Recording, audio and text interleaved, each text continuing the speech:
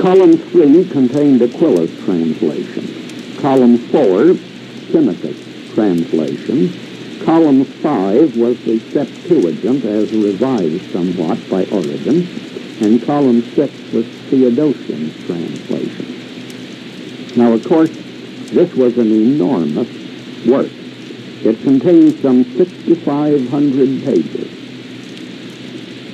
Obviously, all manuscripts handwritten, because printing wasn't known for many, many centuries yet. So you never got this published generally. Only one was known to have been made, and that was put in the library at Caesarea.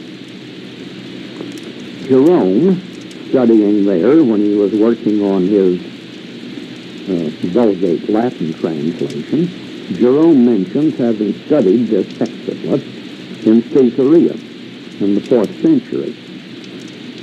It was presumably destroyed when the Saracen Arabs captured Caesarea in 638 A.D. Now, you come to the Aramaic. Now, as far as the Old Testament is concerned, I don't imagine there's any particular importance to the Aramaic, because the Aramaic was not used in Palestine as the general language until after the Babylonian captivity. And you have the Sophrim text of the Hebrew adopted and recognized as official from only a little bit later than that. So I wouldn't expect to find in an Aramaic Old Testament any significant difference from the Hebrew. The Hebrew that they would have to put into Aramaic, and it would have to be a translation into Aramaic for the Old Testament, it would be the same Hebrew manuscripts on which what we have today are based. But for the New Testament, it's quite important. Aramaic was a Semitic dialect related to Hebrew, but not identical with it. Aramaic was spoken all over Western Asia. It was the language back in the Babylonian Assyrian area, and one of the languages commonly spoken way out in the west, even in Palestine. Now, Eastern Assyrian, Eastern Aramaic, I should say, was divided into two slightly varying dialects. There was the northern Aramaic, which was Assyrian, and the southern, which was the Babylonian Chaldean variety. Out in the west, up in Galilee and Syria, you had the Assyrian or northern Aramaic, and down in Judea, you had the Babylonian Aramaic. Now, even today, you have no difficulty recognizing a New England Yankee or a Mississippian by the difference in his speech. And then in England, you get some of these people from Yorkshire and so on, and you can hardly understand them, although they're speaking what they consider to be English, and no doubt it is. So you can see how there can be these various dialects. Now, all the apostles, except Paul, were Galileans. They spoke this northern Aramaic.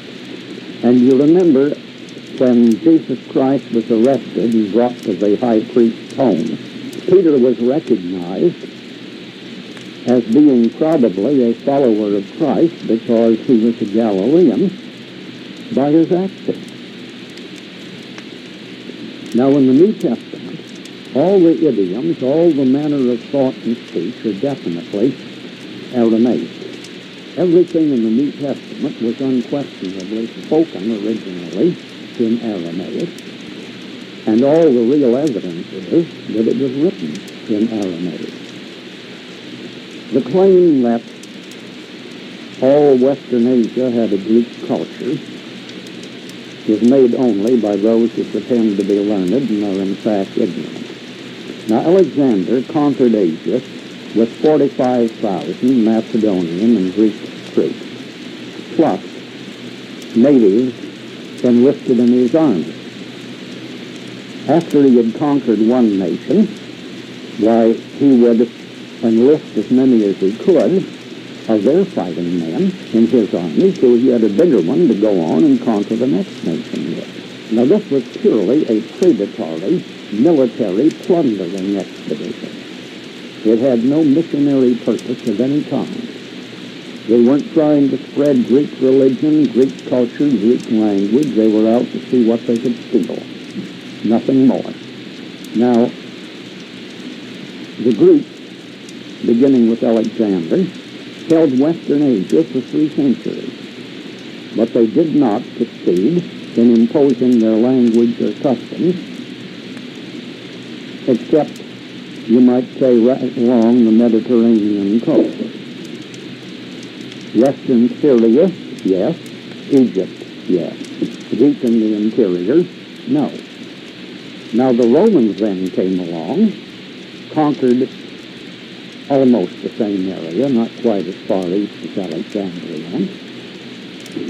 They held Asia for 5 centuries, and they had far better organization and administration than Alexander ever dreamed of, and there wasn't any place in all of Asia that adopted Latin as its language. Not in 5 centuries. Then the Saracen Arabs ruled for 6 centuries, and because Arabic is another Semitic dialect, closely related to Hebrew and Aramaic, Arabic was adopted as the language in some places in Asia, while in many other places the people would speak Arabic for what public purposes were necessary, and they still spoke Aramaic in their homes and their own businesses. Then the Turks ruled all that area for 6 centuries, and they never succeeded in imposing Turkish language or Turkish customs upon the people. So the idea that this little military plundering expedition turned all these people of Western Asia into enthusiastic Greeks is simply not founded on fact. Now, Christian churches were founded long before Paul's time. His work and his letters date from the mid-50s to the mid-60s A.D. And he tells you before his conversion, he was running around trying to stamp out these churches everywhere, even going as far as Damascus. Now, these churches had been based on teachings they got from Aramaic Gospels. Nobody claims today that Matthew was written any later than 37 A.D., and they all admit that Matthew was originally written in Aramaic. With this, the conversion began. Now, Paul's first missionary journey was only to cities that were on the Asiatic mainland, as was also his third. In his second missionary journey, he did go to one city in Macedonia, Thessalonica, and to 2 cities in Greece, Corinth and Athens. But where did he go? Read the book of Acts, and it tells you that always when he went even to Athens, he headed first for the synagogue. Now, Greek paganism and Roman paganism were bitterly hostile to Christianity. The idea of going there and getting on a soapbox and starting to convert these pagans was simply ridiculous. He had to get himself some start, and the place that would listen to him, at least until they found out whether they disagreed with him or not, was in the synagogue. Because Paul always started out trying to show them that Jesus Christ had fulfilled the Old Testament prophecies. That was the proof that he was the Christ, the Messiah. And none of the pagans had even heard of the Old Testament. So, the great probability is that Paul's letters, even to Corinth and the rest of them, were written originally in Aramaic and translated into Greek.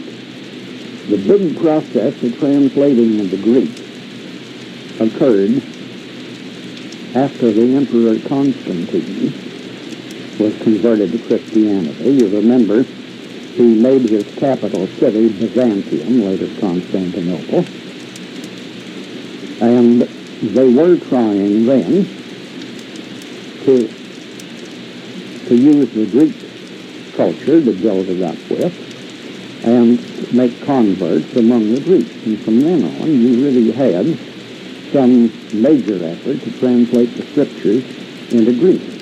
Now, as to the Aramaic, basically, the Peshitta, it's a word that means simple, clear, and original or genuine. It's the Aramaic text which everybody admits was written during the 1st century A.D. And the final form of the Peshitta was an Aramaic canon, definitely settled about A.D. 150. It omits several books that are in the Greek Old Testament, so you can see definitely it was not copied from the Greek. And furthermore, all known copies of the Peshitta agree. You don't have the differences that you find between various Greek manuscripts of the New Testament. Another reason for greater accuracy is the fact that the Eastern Church, Syria and Babylon and Persia, they lost all contact very early with either the Greek or Roman Catholic Church. From the time of the Arab uprising, about the late 620s A.D., they were totally cut off from all contact with the West. So all the bitter controversies that arose between the Greek Catholic and the Roman Catholic Church over differences in doctrine were never even heard of where the Aramaic was spoken.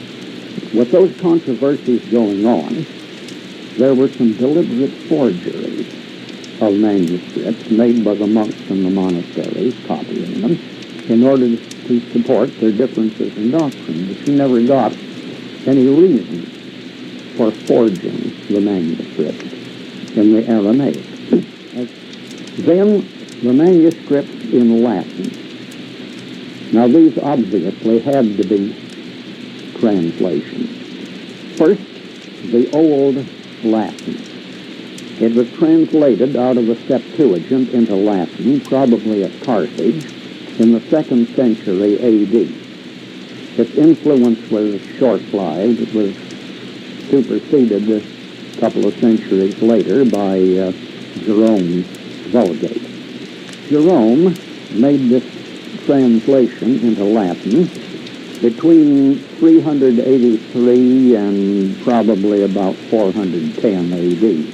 I don't mean we're uncertain when he worked on it, but it took that long for the process to become complete. It became the official Bible of the Catholic Church and still is to this day. It was revised somewhat in the 6th and the 9th centuries. It has some differences, of course, between it and the Protestant versions, because Jerome was based on the Vulgate, on the Septuagint, I should say, the Vulgate based on the Septuagint, and there were, as I said, a number of substantial differences between the Hebrew and the Septuagint. Now coming to translations into other European languages, They began early before the Catholic Church succeeded in stamping it out. In the 15th century, now remember the 15th century begins with 1401 and ends in 1500. In the 15th century, a complete Bible, Old and New Testament, an anonymous work, went through 18 editions in Germany. Then Martin Luther made his translation, 1523 to 1534, based on the Vulgates of the Old Testament and Erasmus' Greek manuscripts of the New Testament. Well, now, Erasmus' work was extremely faulty. He had access to only 10 Greek manuscripts. They were all very late, and all of them quite faulty. So the Greek edition that Erasmus published proved to be quite unreliable, but it was all they had. In Holland, Jacob van Liesvelt published a Dutch translation of the Bible, 1526. In France, Olivetan in 1535 issued the first Protestant version of the Bible. Old Testament based on the Hebrew, New Testament on the Greek. In Spain, in the 13th century, there was the Castilian Old Testament translated from the Hebrew. In 1569, Reina translated a complete Bible. Now, of course, the Catholic Church soon put a stop to all this, but it shows how people wanted to learn what was in the Bible. In Italy, Malherbe, in 1471, put out a complete Bible, and that was the earliest printed Bible. So remember, it was in the early 1500s that Martin Luther got out his translation. Bruccioli in 1532 put out a complete Bible, and in 1607 Diodati put out a complete Bible in Italian, and his is still receiving some use there. As to early English translations and versions, prior to the 14th century, there probably was no complete Bible in English. But in the 7th and 8th centuries, portions, the Psalms, for example, portions were translated. Egbert, his work is still in existence. Aldhelm and Bede, their work has been lost, no surviving copies. In the 10th century, the Lindisfarne Gospels, translated out of the Old Latin, and Ælfric translated parts of the Old and New Testament from the Vulgate. And after that, there were several other translations of parts of the Bible. Complete Bibles in English begin with Wycliffe. His was published between 1379 and 1388.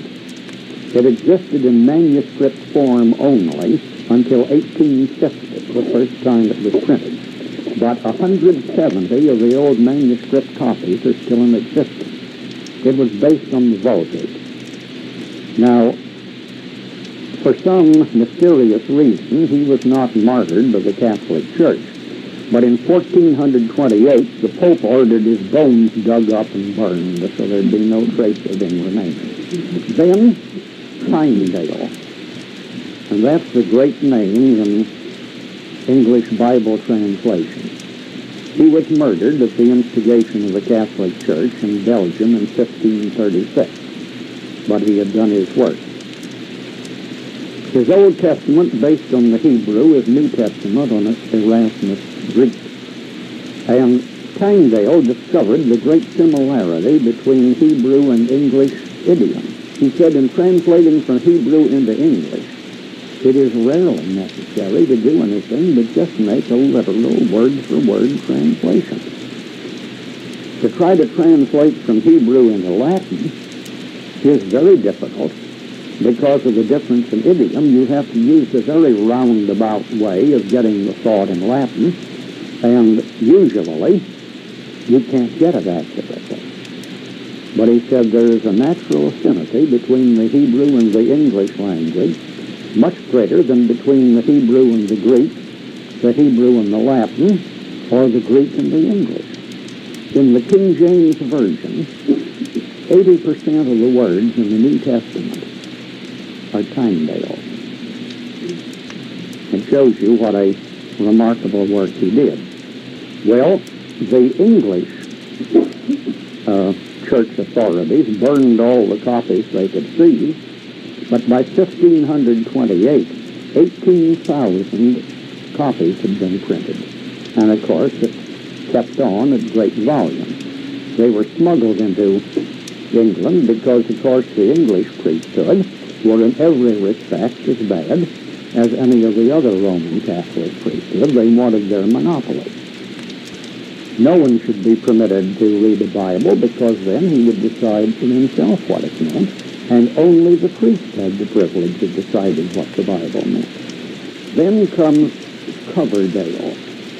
He published his in 1535. It was really a revision rather than a new translation. He was not any great student of ancient languages, but he did have a very fine command of the English language. And as far as he could be sure of the meaning from the Hebrew and Greek, he put it into good English. Then what was called Matthew's Bible, published in 1537, the work of John Rogers. To avoid the bitter controversies over Tyndale, why, he called this Matthew's Bible. It was really nothing but a revision of Tyndale, plus some small additions from Coverdale. But now this Matthew's Bible is the basis for all subsequent revisions of the Bible. Everything but other than a brand new translation. Well, Matthew's Bible was very popular, but in the form in which it was published, it wasn't elaborate enough to suit the church authorities. So they published the Great Bible, basically Matthew's, but just a fancier edition.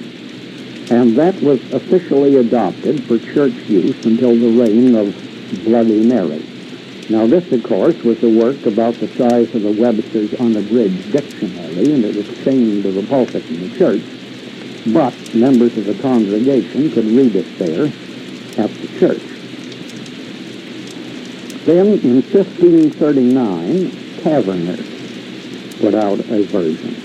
The Old Testament was taken from Matthew's Bible, but he retranslated the New Testament. A few of his words are found in the King James Version. Then the Geneva Bible.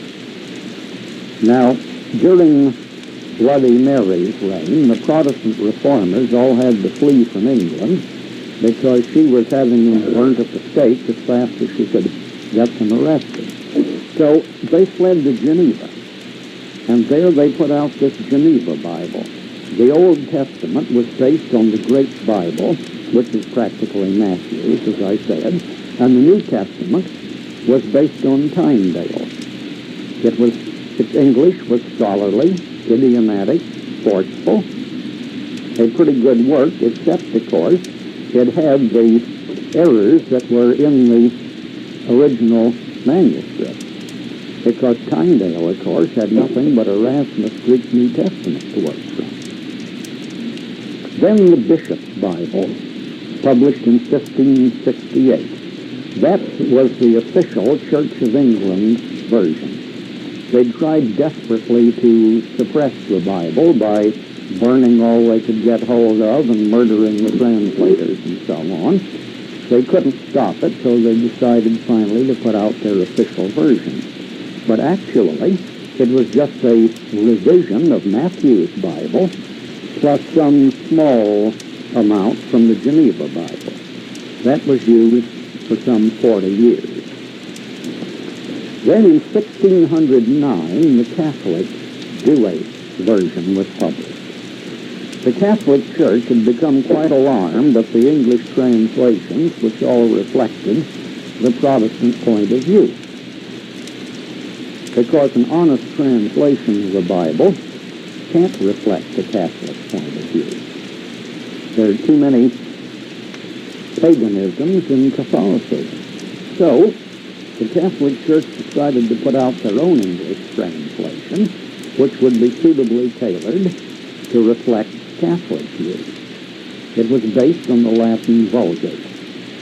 But the Catholic translators were so impressed with the sacredness of the Vulgate, actually it was a sacrilege to translate it at all and not leave it in the original Latin of the Vulgate.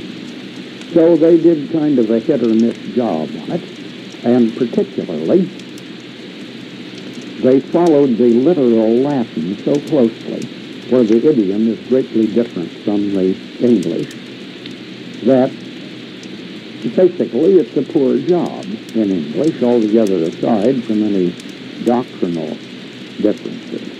It is still the authorized version for English-speaking Catholics, although now it is not the only authorized version for the Catholics, because Knox's translation, 1950 is the date, is now also authorized.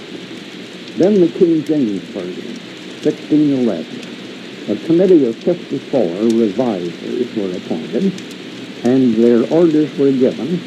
The bishop's Bible is to be as little changed as the truth of the original will permit. Unless you say that something in the bishop's Bible is just outright false, you can't change it. You've got to leave it as it was. But what they actually did, it was a revision of the Great Bible, this big one, and that in turn was only a revision of Matthew's, which was a revision of Tyndale plus a little of Coverdale. So that basically Tyndale is the man who gave us our English Bible. Well, the known errors in it, as we found later, not known to be errors at the time of the translation, but we have today more than 100 times as many really ancient Greek manuscripts from which to judge how these words were used in ancient times.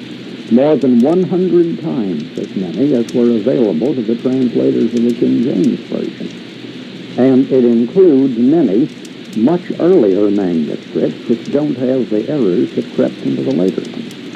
So, the English Revised Version was published from 1881 to 1885. Again, their instructions were the King James Version was to be altered as little as possible.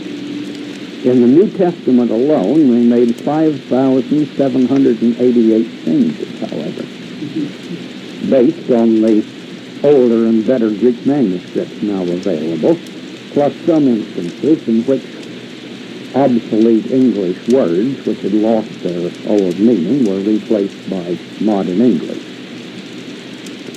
About 10 years later, you have the American Revised Version, which is very slightly different. It makes a few more changes. Now when you come to modern English translations, Sarah Fenton, accuracy really very high, and clear, readable English.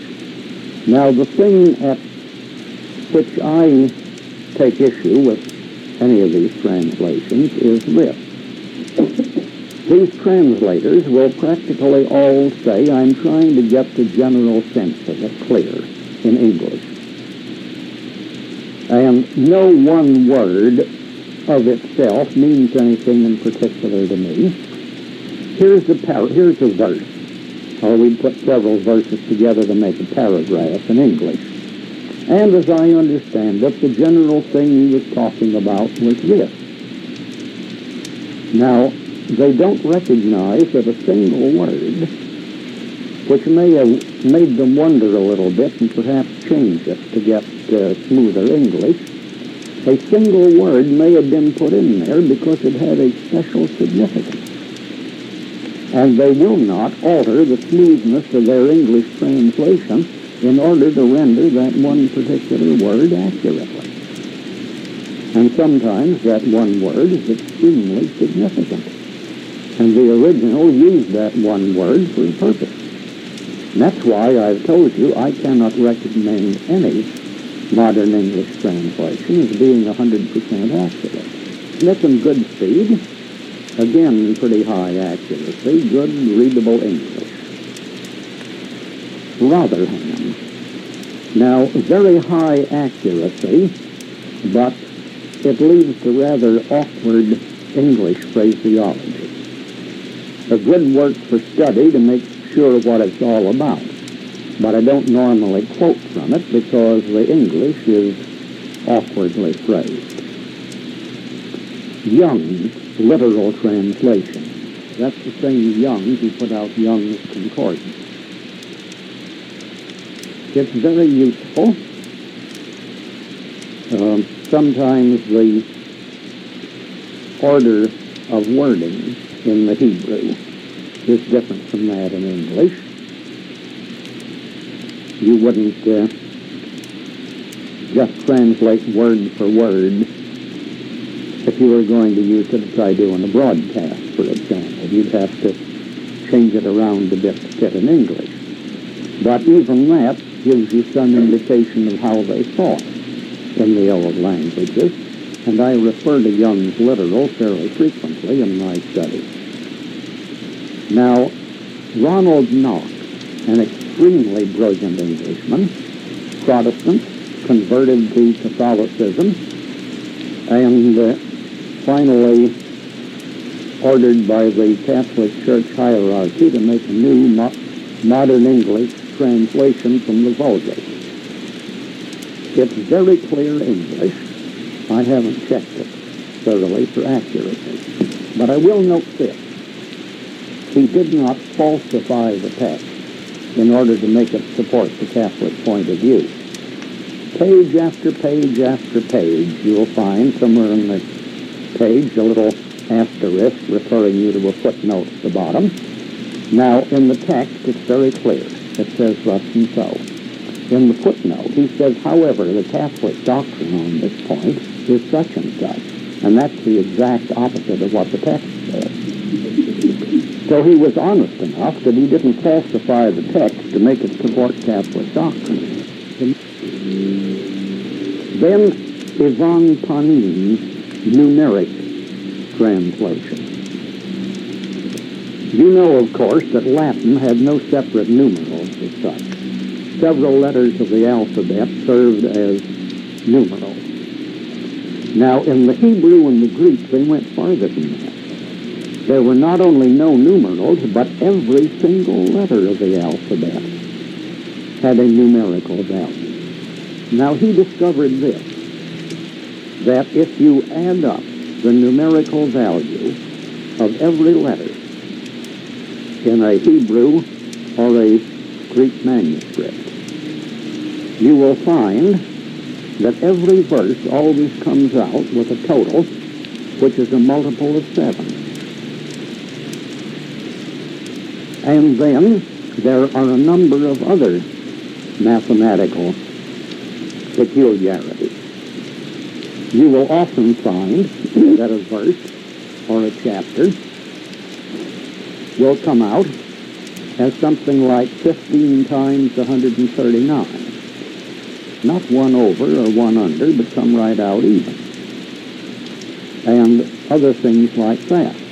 So he said, this gives us a test as to accuracy of the original manuscript. If you come to a verse which does not come out according to the mathematical formula that's so useful, then there's something wrong. There's a word in that verse that's the wrong word. Otherwise, it would have come out.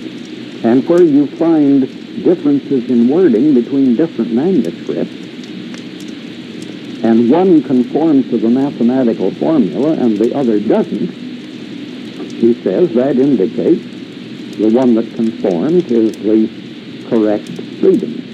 Well, it appears to be a pretty careful and thorough job, although I would say the work is more on determining the accuracy of the original language than the work of translating into English. And finally, Lamsa, L-A-M-S-A, George Lamsa's translation from the Aramaic. Now, he admittedly follows the language of the King James Version in many places where he feels it's correct.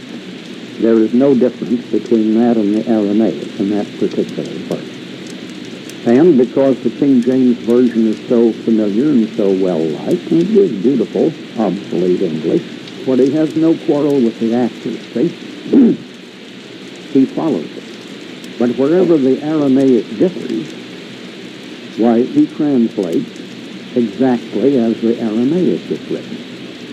And every point that I have found thus far, where the Aramaic differs from the King James Version based on the Greek, the Aramaic is clearer and makes better sense. As I said, even Paul's writings become clear, simple, and make good sense in the Aramaic, and that's a lot more than I can say for a good deal of this work as it appears in the Greek. So, that's where your Bible came from, and that's the various principal forms that we have it in today.